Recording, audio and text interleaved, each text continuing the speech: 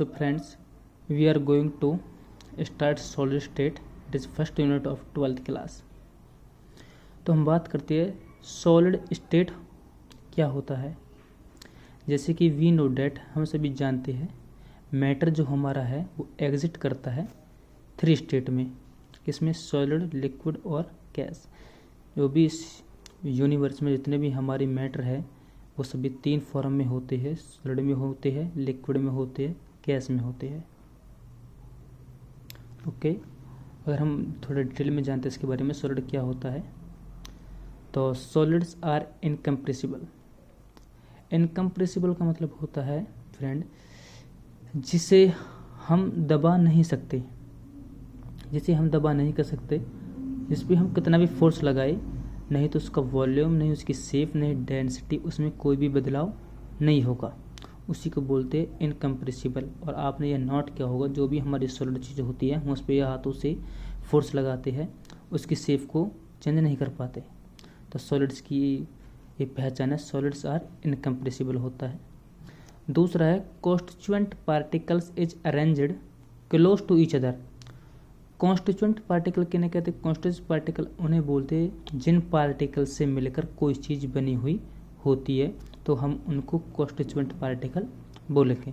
जिनसे पार्टिकल से कोई चीज़ मिलकर बनी हुई होती है, तो हमारा कोई भी जैसे सॉलिड है वो पार्टिकल से मिलकर बना हुआ है, कोई बड़ा सॉलिड बना हुआ है, तो हम बोलेंगे उसमें कॉन्स्टिट्यूएंट जो है वो पार्टिकल्स है। तो कॉन्स्टिट्यूएंट पार्टिकल जो पार्टिकल्स होते हैं वो अरेंज्ड रहते हैं क्लोज टू ईच अदर, यानी कि एक दूसरे से बहुत ही क्लोज होती है। सॉलिड के अंदर जो पार्टिकल होते हैं देयर इज नेग्लिजिबल स्पेस, जिसे हम कह सकते हैं वेरी स्मॉल स्पेस। अब उन कॉन्स्टिट्यूएंट पार्टिकल जो होते हैं उनके बीच में नेग्लिजिबल स्पेस होता है, यानी कि बहुत ही कम स्पेस होता है। वेरी स्मॉल स्पेस, इनके बीच में बहुत ही कम स्पेस होता है। बिटवीन दी कॉन्स्टिट्यूएंट पार्टिकल, किन के बीच में बहुत ही कम होता है? कॉन्स्टिट्यूएंट जो पार्टिकल होती है सॉलिड स्टेट के अंदर, उन कॉन्स्टिट्यूएंट पार्टिकल के अंदर बहुत ही वेरी स्मॉल स्पेस होता है, जिसे हम नेग्लिजिबल स्पेस भी कहते हैं। आगे बढ़ते तीसरा point, solids are rigid. Solids हमारी क्या होती है? रिजिड होती है, कठोर होती है, दृढ़ होते हैं। ओके, सॉलिड चौथा पॉइंट है fourth, solids have definite mass, volume and shape. Solid की पहचान है कि उसमें क्या होता है? डेफिनेट मास होता है सॉलिड का, वॉल्यूम होता है डेफिनेट, और शेप होता है। आगे बढ़ते हैं कि the intermolecular distance between molecular is short. क्या होता है? जो इंटरमोलिकुलर डिस्टेंस होती है ऑलरेडी पता है आपको, जो कॉन्स्टिट्यूएंट पार्टिकल होते हैं बहुत ही नज़दीक होते हैं, उनके बीच में गैप नहीं होता है। तो इंटरमोलिकुलर डिस्टेंस जो उनके बीच में डिस्टेंस होती है बिटवीन, बीच में मॉलिक्यूलर के में, इस शॉर्ट बहुत ही छोटी डिस्टेंस होती है। कॉन्स्टिट्यूएंट हमारे नज़दीक है, पार्टिकल नज़दीक है, तो उनके बीच की डिस्टेंस भी बहुत ही कम रहेगी। ठीक है, तो उसी को बोलते हैं इंटरमोलिकुलर डिस्टेंस जो होती है सॉलिड के अंदर बहुत ही कम होती है। क्यों कम होती है? बस उसके कॉन्स्टिट्यूएंट पार्टिकल बहुत ही नज़दीक होती है, नेग्लिजिबल स्पेस होता है, बहुत कम स्पेस होता है। ड्यू टू दिस, इसके अनुसार क्या होता है?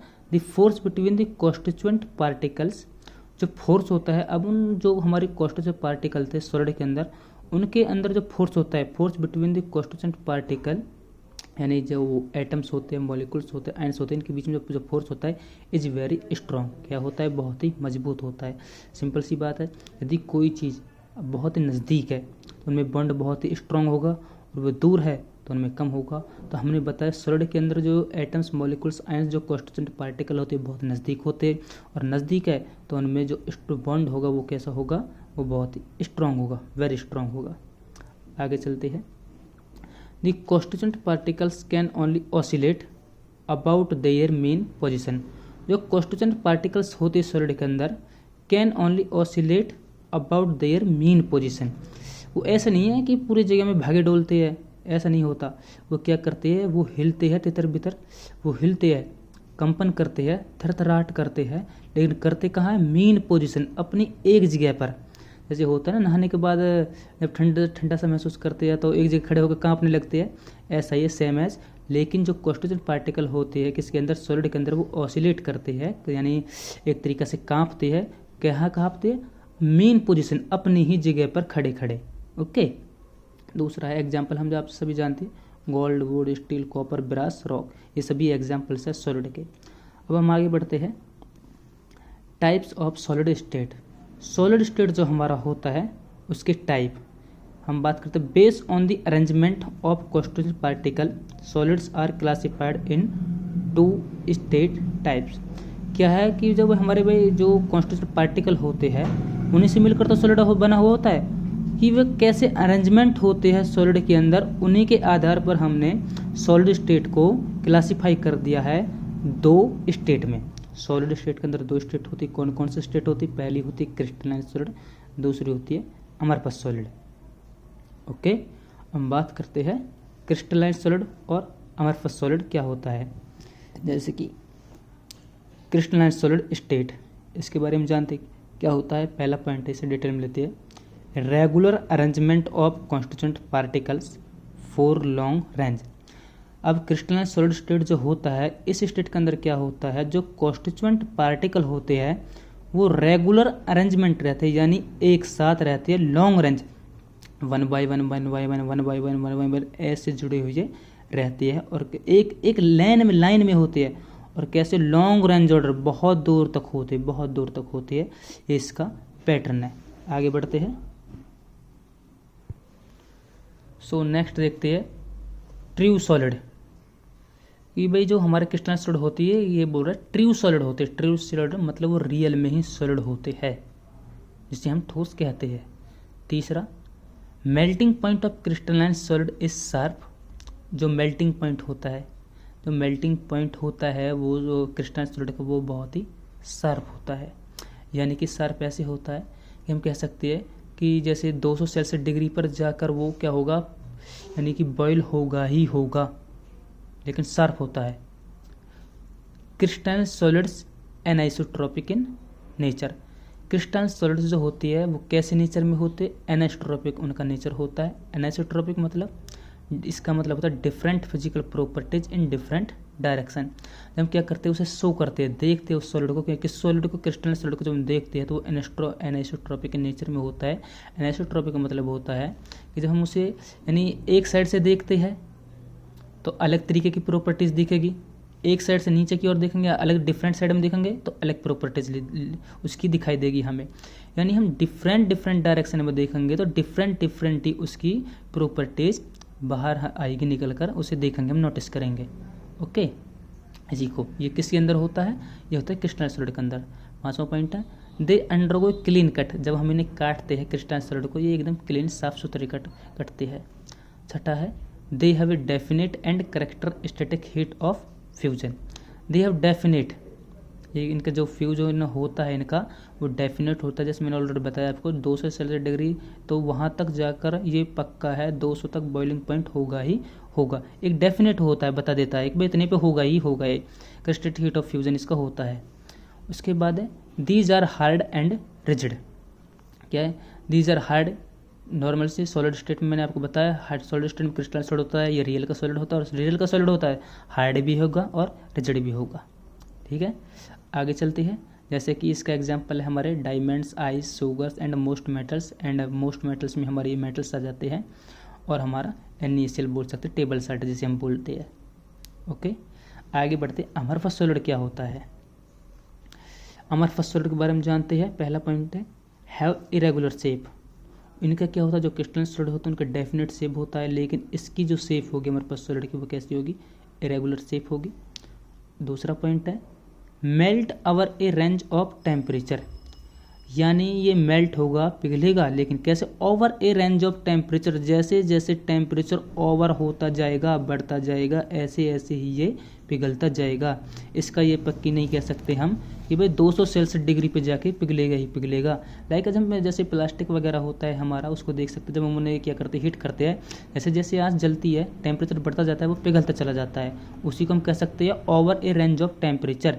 जैसे जैसे टेम्परेचर बढ़ता है, ओवर होता है, ऐसे ऐसे ही वो मेल्ट होता चला जाता है। ये हमारे पास सॉलिड की कंडीशन होती है। तीसरा, अंडरगो इरेगुलर कट। जब हम इन्हें कट करते हैं तो ये कैसे शो करते हैं? इरेगुलर कट करते हैं।